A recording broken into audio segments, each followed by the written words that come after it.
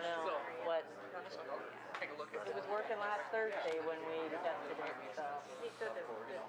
I like that. There's the thing. Cool. Yeah, we just need some council members to join us. We all set. About cars. So we're stepping back in time and we're doing verbal roll call vote. Okay. And who's starting us off for verbal? Well, we're gonna start with Schultz. Okay. And then next month we'll start with DeBoer and we'll rotate it. Okay. All right, so we're live. Thank you for joining us for this regular City Council meeting for Monday, February 7th, 2022. Before we start, I just want to make a note. If you're home, you're watching on Zoom or on channel 15, our Zoom connection died tonight, but we will have that working again for future meetings, so we apologize for that. But hope you'll bear with us. If there's still plenty of seats here at the council chambers, we're here in our temporary chambers at the community center, and we'll be here for several months as City Hall is being remodeled. So with that, I will call our meeting to order and ask for a roll call from Madam Clerk. Schultz. Here. DeBoer. Here. Cruz. Here. Harding. Here. Ganfield. Here. Sires. Here. Dunn. Here. All members present, Mr. Mayor. Thank you, Madam Clerk. Is there a motion to approve the minutes from January 18th? So move. Is there a second? Okay, motion and seconded. All in favor say aye. Aye. Opposed? That does pass and takes us over to agenda revisions. Do we have any tonight, Madam Clerk? Yes, Mr. Mayor, executive session, which is on the agenda, is being removed tonight. There will be no executive session. Okay, so item 29 we will remove off tonight. And that brings us over to public forum, where speakers will have one opportunity to speak for up to 5 minutes on topics germane to city business. Does anyone from the public wish to speak on an item tonight? I understand Mr. Sires wanted to come forward. So just name and address for the record, please, sir. And I understand we have a few slides for you as well. Dr. Sires, 1939 College Street. I want to thank you, Mr. Mayor, for letting me show a few slides. They're not too busy.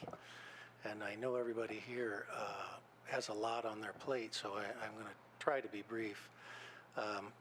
You have the first slide for me, please? This is the University of Northern Iowa. Everybody knows it. Everybody loves it.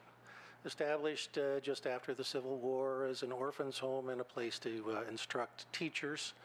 And as Cedar Falls has grown over the last 150 plus years, so UNI has grown as well. It's really a jewel of an educational place, and I think that it has the great reputation because it deserves it. The University of Northern Iowa is on 900 acres currently, and it has had a little bit of a variable course in enrollment, and I'm going to talk about that in a minute. But needless to say, the University of Northern Iowa is the heart and soul of Cedar Falls. Few towns of our size have such a tremendous asset right in their backyard. It is also the economic driver of our city. It's easy to understand the cultural implications. We do that, we can feel it. We see the people coming from all over the world. It lets us be an inclusive place. We have all kinds of athletic events, and it's just a wonderful experience for all of us. And I know you all feel the same way. Economically, it's also a large driver in Cedar Falls. Luckily, the Board of Regents tells us a little bit about that. And I think I've got another slide here. There's another slide just like it. Board of Regents is available online for anyone.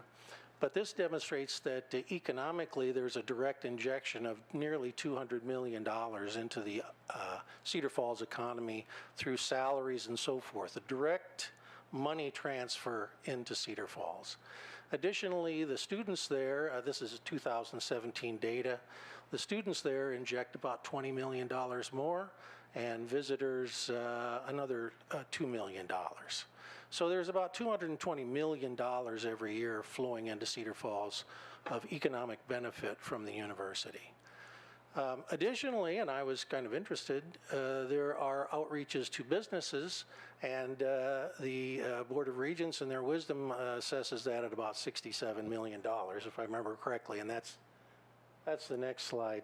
Yeah, $67 million.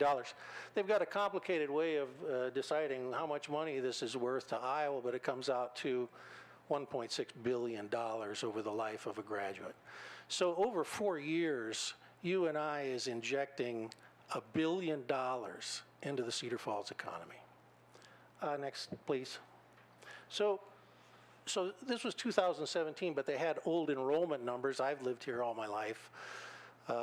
And I remember back a long time ago, it was about 13,000.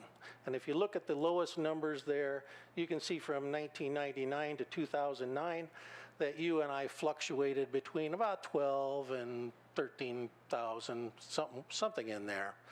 The other universities were generally between 25 and 30,000, what I call the majors.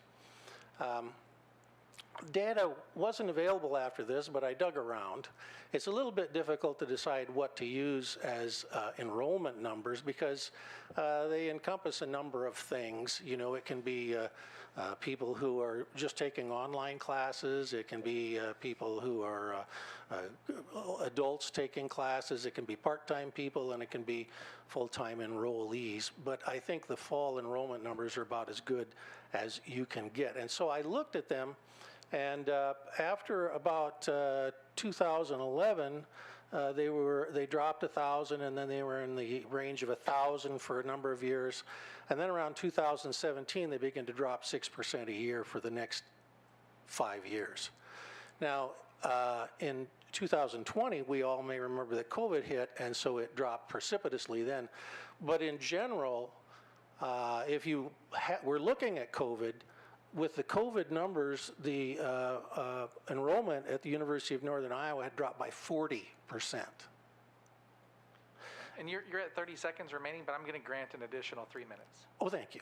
I'll try to get off the stage. But it's very significant. If you look at the major universities, they are declining as well over the last 5 or 6 years, but at about half the rate of UNI. I believe we've lost some to the majors because it costs almost as much to go to UNI as it does to Iowa State or the University of Iowa. But the practical matter is that if you look at these graphs and you look at these numbers and you realize that we're down about 30% now after recovery from COVID, and that we've been losing 6% a year, we don't have much further to go before we're in more trouble than we're in. And I think we're in plenty of trouble, frankly. The rental market is down by about 4,800 people over this period of time, and there's been a great build out of apartments. So the apartments around the university are generally struggling. Businesses are struggling. There's evidence of economic decline. The rental houses they look awful. And we've got terrible crime around the university. Sorry, Mr. Purdy. But, you know, I notice it. We've got people who are hallucinating, drugged out, old people, you know, cognitively declined. We've got bums living in, I'm sorry to have to say all this, but it's bad there.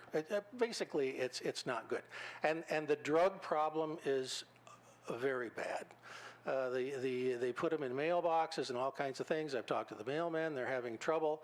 The drug task force has been busting drug gangs down in here. And my point of all of this is that this is a classic example of supply-demand problems. The supply of students at UNI has dropped dramatically. Business has fallen off. The rental market is basically near crashing in that area, and we've got to do something about it.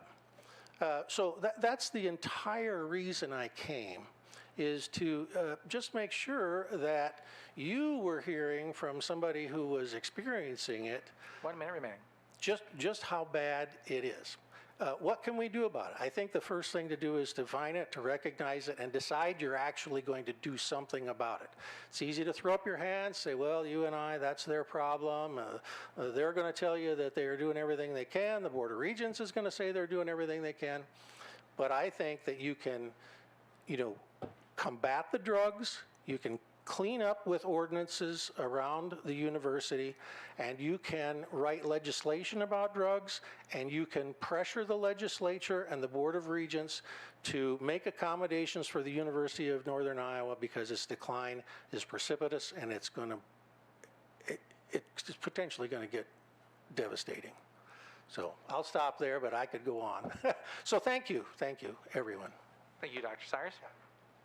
Does anyone else wish to speak in public comment tonight?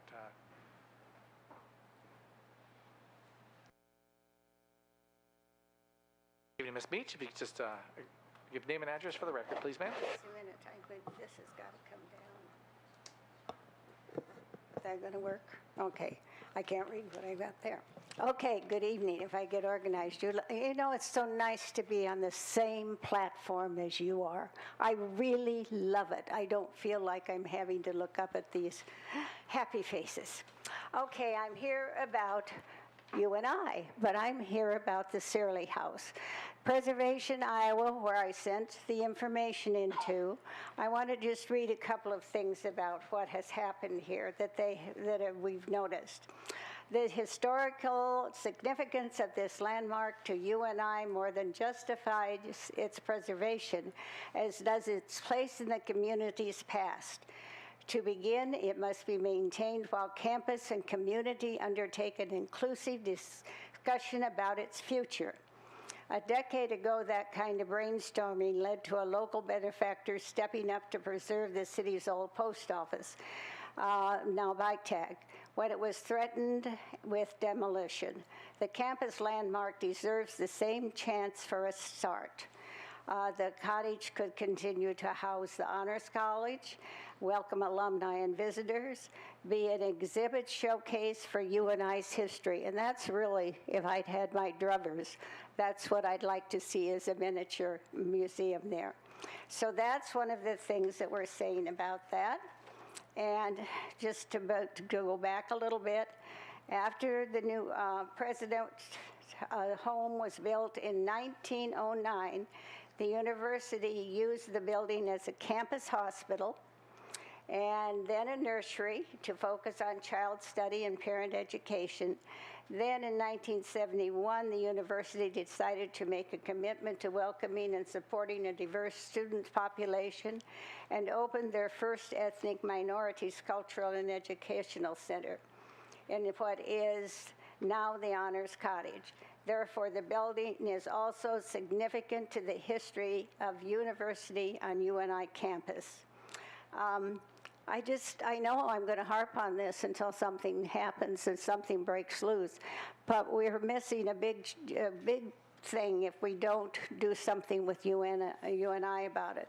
And I was really glad, I'm not supposed to pick out people, but Cedar Falls sees closer ties to UNI, and Kelly Dunn has suggested, I believe, a meeting with UNI. And there's more than just this and other discussions about what's going on up there. But I heartily would hope that you would take this under consideration and really work toward it, and not just fight the fact that we don't want to disrupt UNI.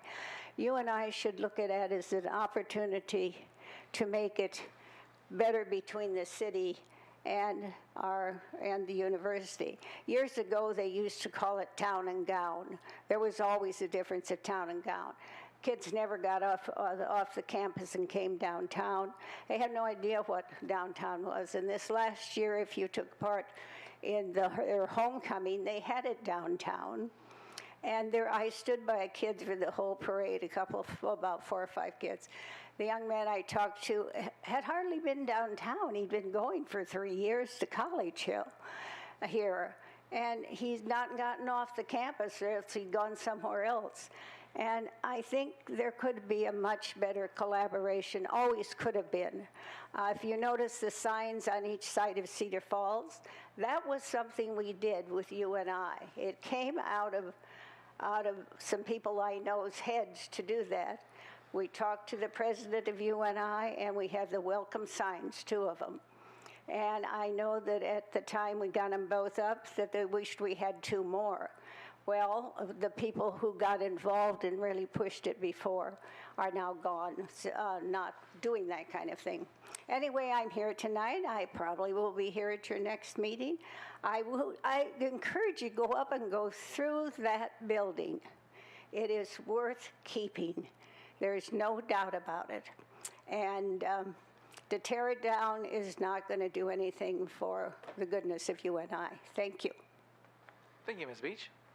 Does anyone else wish to speak for public comment tonight? Come on forward. Just name and address for the record, please. Hi, I'm Pam Corella. I moved to Cedar Falls about maybe 10 months ago. And I'm noticing a lot of chemtrails in the sky, and I was concerned about that. And I do have to say, for these are related to topics for city business, germane to city business. So is there something that you're looking for the city to take action on for chemtrails? Well, I called City Hall. I wasn't sure where, who would address this, so they told me to come tonight to the meeting. So I just have a concern about that. I see them crisscrossing the sky, and I'm wondering what that is. Okay, and that's not something that's a city matter. Okay. All right. Well, who would I contact? Could you tell me that?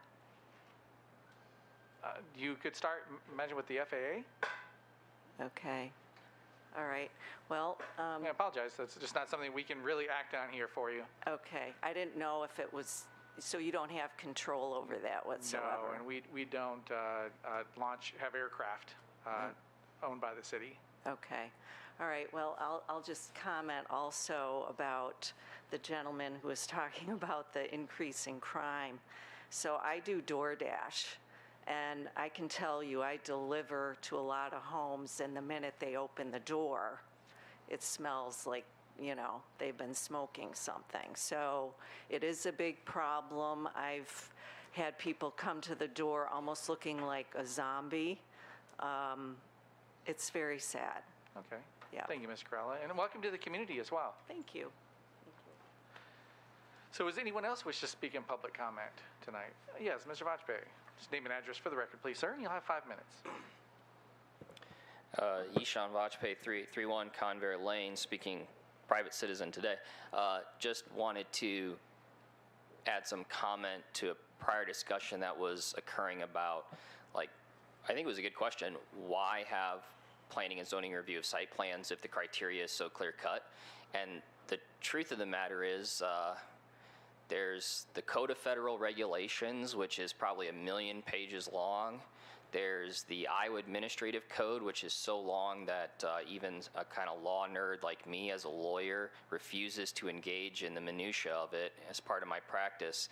And yet, it's so specific that we still need over 2,000 administrative law judges in this country to interpret those standards. So, and I also watch a lot of planning and zoning meetings, and I think for the most part it goes pretty well, but the idea that there's no vagary, anticipated or, more importantly, unanticipated in the new zoning codes or future zoning codes that would require some planning and zoning oversight is not accurate. It's impossible to write the perfect law or code. That's why we have judges, and that's why we have administrative law judges.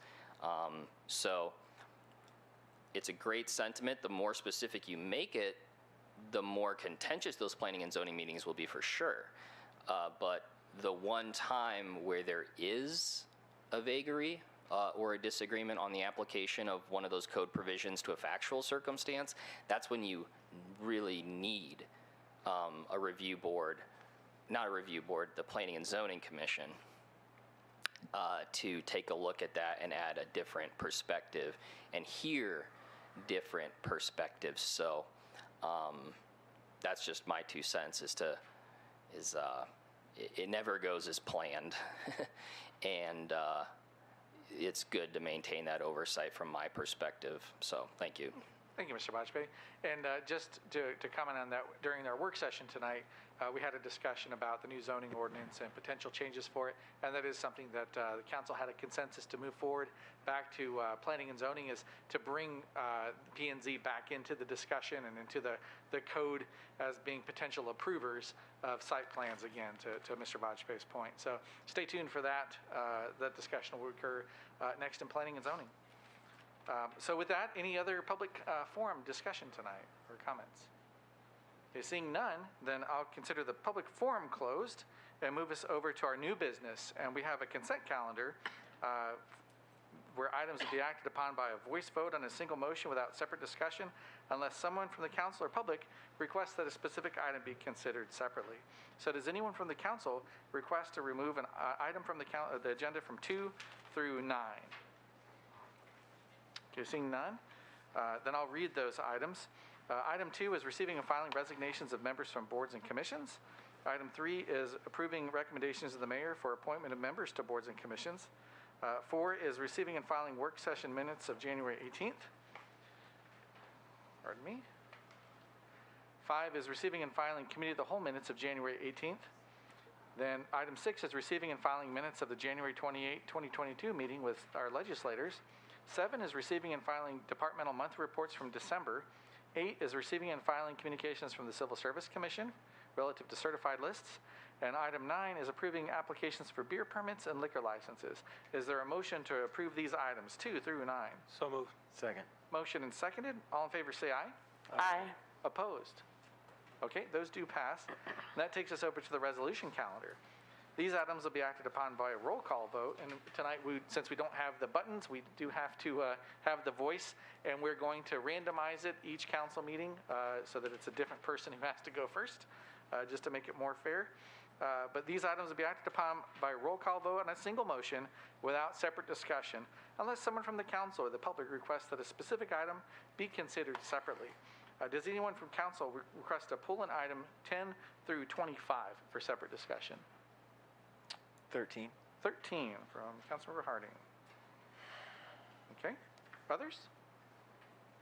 Seeing none from council, does anyone from the public wish to pull an item from 10 to 25? Seeing none, then I'll read those other items and then bring us back to item 13. So item 10 is a resolution approving and authorizing execution of an advertising agreement with the Courier for recruitment advertising. 11 is a resolution approving and authorizing an agreement for public art at the River Place Plaza. 12 is a resolution approving a First Amendment to a service product agreement for digital advertising for the Tourism and Visitors Bureau. 14 is a resolution approving and authorizing a CLG annual report for the Historic Preservation Commission. 15 is a resolution approving and authorizing execution of 2 leases for the flood buyout programs. 16 is a expenditure of funds for the Public Works Department as a refuse truck purchase.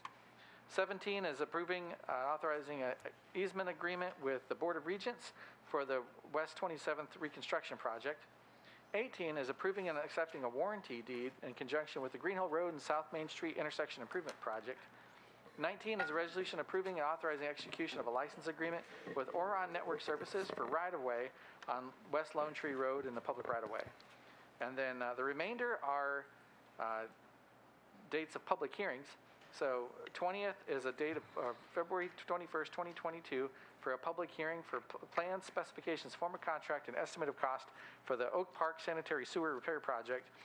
21 is February 21st, 2022 as date of public hearing for plans, specifications, form of contract, and estimate of cost for the 2022 street construction project.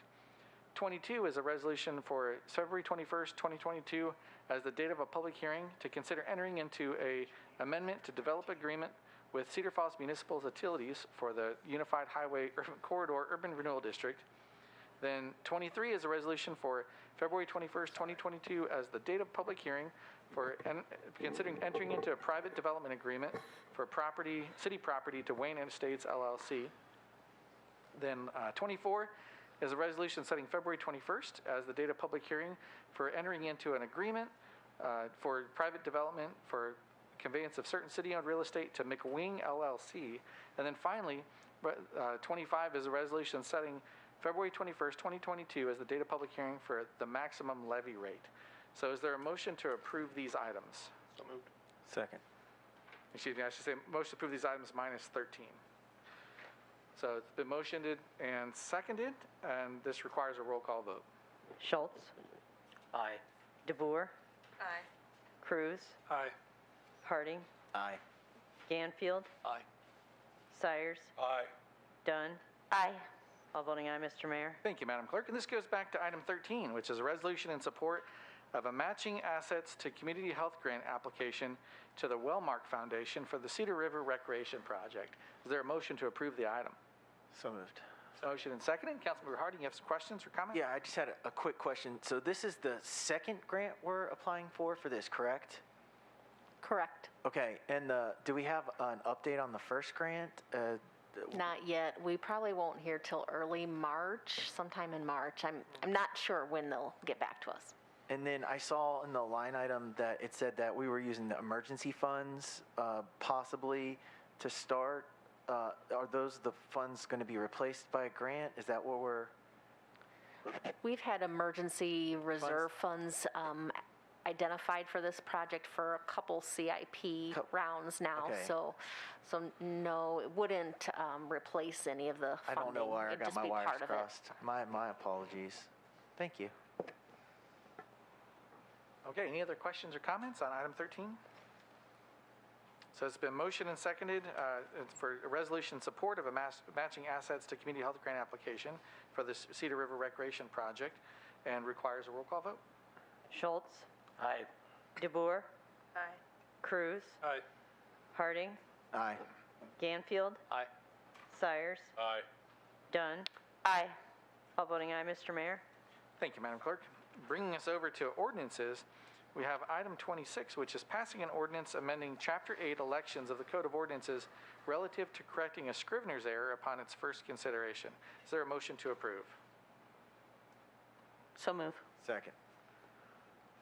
Motion and seconded.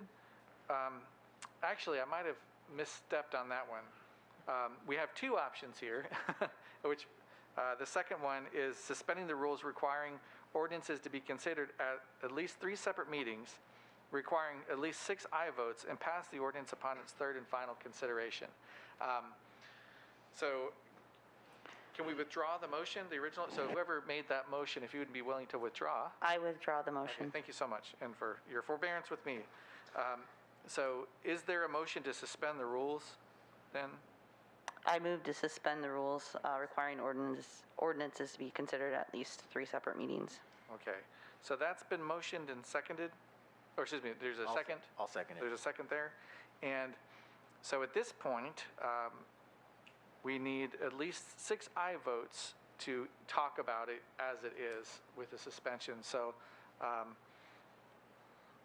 let's see. Mayor, Okay, go ahead. Don't we need to hear about the description of the topic, a little more detail before we say aye or nay? That's a good question. So this is, Not a typographical error. yeah, so we're at the point now where we can talk about the item, correct?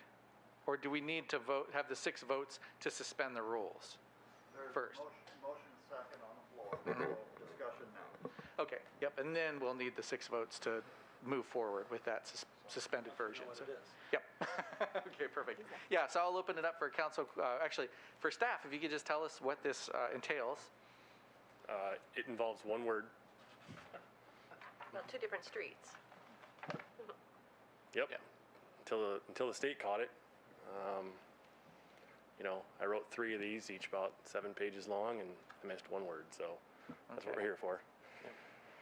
Secretary of State said the map's fine, it's still approved, we just have to get it through this process. So it doesn't change any of the boundaries? No. Nope, and I mentioned that in the memo, so. That was in the memo. Yep. All right, so any other questions? Yeah. I don't have any problem with it. It's only changing the name that was misspelled. The direction and the boundaries are still crystal clear. So I have no problem suspending the rules for this. Great. And that's why this would be considered a Scrivener's error, is because doesn't change anything except it's some admin. Yep. Okay, so any other questions or comments we need for this? So this would be, Roll call. Now we have to vote on the motion. okay, yep. Which the motion would be the final, that it's finally considered, right? To suspend the rules. To Okay, suspend the- okay. So, Okay. and that's a voice vote or roll Roll call? call. Roll call vote. Okay, so let's take a roll call vote for suspending the rules. Schultz, Aye. DeBoer, Aye. Cruz, Aye. Harding, Aye. Ganfield, Aye. Sires, Aye. Dunn. Aye. All voting aye, Mr. Mayor. Okay, thank you very much, Madam Clerk. Motion for the third reading, correct? Yes. Okay, so do we start forward with that motion? Okay, so So I moved motion that- moved I'd and move that we seconded? pass that ordinance on its final consideration. Okay, moved and seconded. And then requires a roll call vote. Schultz, Aye. DeBoer, Aye. Cruz, Aye. Harding, Aye. Ganfield, Aye. Sires, Aye. Dunn. Aye. All voting aye, Mr. Mayor. Okay, thank you, Madam Clerk. That takes us to 27, which is passing an ordinance amending Chapter 12, Human Relations of the Code of Ordinances relative to the Human Rights Commission upon its first consideration. Is there a motion to approve? So move. Second. Second. Motioned and seconded. If we could, does council need to have a explanation? Or is it fine? Okay, so who would like to give that explanation of what the request is? Is that going to be you, Ms. Langen?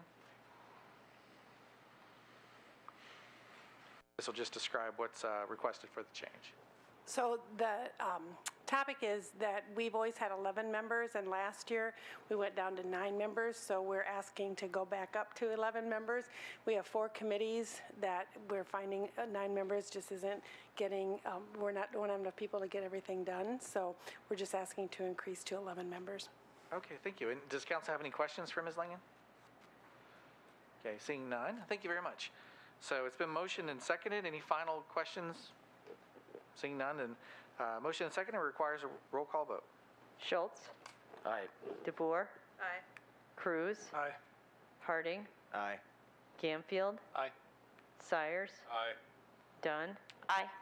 All voting aye, Mr. Mayor. All right, thank you, Madam Clerk. Does that now take us over to bills and claims? Is there a motion to approve bills and So claims for moved. February 7th?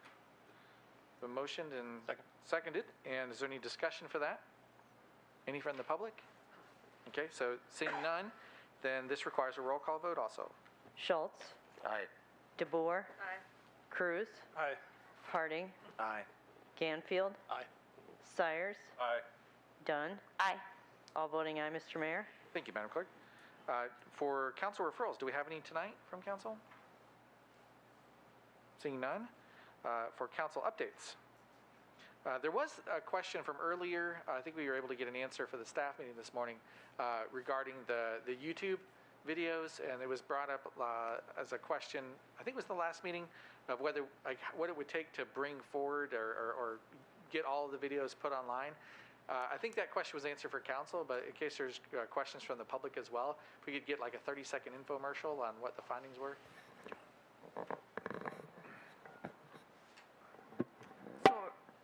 Reminded people was, so the reason why it goes back to January 1st of 2018 is when we switched systems and went to the Muni code system. So that's why that magic date, so to speak, is why that happened. So I think from now, I think what we're hearing is to move forward, it's really about a storage issue. And I think for us, we don't think there's a storage issue right now, but we never know whether there could be potentially, something put on us by either Muni code or YouTube. So I think at this point, we would just keep moving forward and keep meetings on. The question about going backwards is people may think, well, what's the big deal? You just put some videos on, that shouldn't take very long. The problem is for anyone who goes and looks at a video right now of the council meeting, you notice that there's the agenda and the video, and you can click on the agenda and it ties to the video. So the time-consuming part is putting those videos in our Muni code system and getting that connection back with the agenda. And so there is time involved that would be involved in going backwards. So is that kind of what you were needing, Mayor? So with that, answers my questions there. And any other questions from council? Mr. Mayor, I have a question. Sure. So it's only, what if you just go ahead and put the agenda on the first and then run the whole meeting?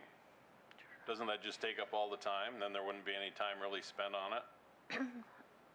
Well, I think we would still get the videos into our MuniCode system to make sure it's the same system that's online. But, I mean, again, we can spend the time to do that. I think what we were just needing is whether direction of whether that's a priority by council to do that, to go back farther than 18. I mean, I don't know if it is, or, I mean, really, we would just need that direction. What's the process right now? Can anybody view that? Is there a way somebody can, if they absolutely want to get back in Yes. before 2018? They could ask us right now, and we could provide Okay, that video as. so basically we'd have to take staff time to go back and load a bunch of stuff up before 2018 that is already accessible if somebody really wanted to look at it. Yes, someone could call us and ask for that or email. Is there a cost then on that when they ask for it? Gosh, I can't remember, Jackie might remember. I think in the fee schedule, if someone wants a video, is it a $15 fee? Does that sound right, Jackie? Yeah, that sounds right, yeah, like a DVD fee or whatever. Right. But a lot of times it's because people are wanting an actual, like they want like something burnt, you know, to get the actual video. So that's what the $15 is, to cover the cost if there's an actual device that we're putting it on. Like if they want it burned on a, you know, CD, they want it on a flash drive, whatever it is. But you do the whole meeting for $15. Correct. Any video request. Yep. All right, thank you. Mr. Mayor? Yes, Councilor Cruz. So is there a way that we can have agendas listed so people can look back and not necessarily have the videos? So then we can say something in 2015 or 16, just a listing of the council agendas? How difficult would that be, or is there a way to retrieve those now? Yeah, I mean, we can look into, I guess, I would assume that would not take as much time, just like you said, because we're not trying to tie that video to the agenda, but yeah, we can look at that. Now, the same thing goes too. Just a reminder, if anybody wants that right now, they can sure email, call, and we can, you know, find an agenda if they know the date. But yeah, we can look into what it would do, how, and I don't know how far back you want to go. I mean, that's obviously the question too, I guess, from a time standpoint, is how far back. Well, I'm thinking of things like the rental conversion task force that took quite a while, and council discussions on that, because that topic comes up a fair bit on the flavor of the arguments back in those years, that is lost if we don't have the videos. So maybe things that have like historical significance. Yeah, Whereas, yeah, where, well, one that was brought up, I think you brought it up with the gravel driveway parking lot discussion, originated in 2014 and 15, I want to say, somewhere around there. And then we reviewed it, and then people have come forward to say, hey, we should look at that again. So going back to the original discussion of the gravel driveway and so on, and even alleyway discussion, I have some people very concerned about the alleyways around the College Hill that we should look at. One in particular, just one block long by north of Celia Park, that sort of thing. So finding those, if we ask everything relative to the gravel driveway possibly, I don't know. That's why if you have the agenda. Sure, no, I understand. You have the front page. Sure. Well, this online somehow. Sure. Yeah, we can look at, I mean, and we can do it by, because again, we have agendas for years. So, I mean, it would probably, again, at some point be helpful to know, you know, is it 5 years, 10 years, what it is we're talking about. Have an index or table of contents or something, that retrievable method, I don't know, I'm just. So they're going to be by date. I mean, you know, but they would be searchable, right? If we put them on as a. IT information specialist here. yeah, and that is something that from the, was it last year or the year before, in the goal setting document, we put in the expectation to have city documents available online, policy manuals and things like that. And we're working through that now. So this ties in with that. And I think it'd be worth pursuing getting those agendas put online. We'll see what that sure. difficulty is for it. Might be like just high-speed scanning, nothing else for now. So I can work on that. Many meetings and workshops, you don't know what to ask for if you don't know where it is. Exactly. You know, yeah. Sure. Okay. Great. Thank you. Any other council updates? We're kind of moving into staff updates then already. So for, Mr. Gaines, do you have any staff updates you want to provide?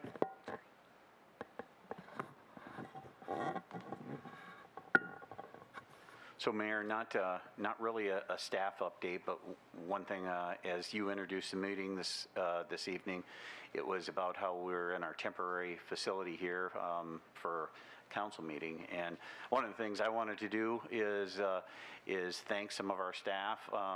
And I just kind of want to real quickly, Denny, Mike, Jeremy, thank you guys for all the hard work you've done on this. Julie, Dan, Pat, Scott.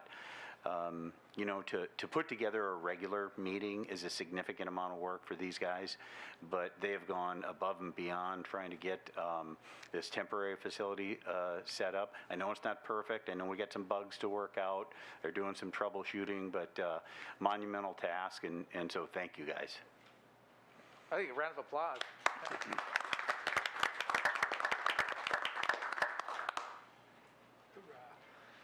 So with that, moving over, if there's no other staff updates for tonight, then I would entertain a motion to adjourn. So moved. Second. Motion seconded. All in favor say aye. Aye. Opposed. We are adjourned. Thank you.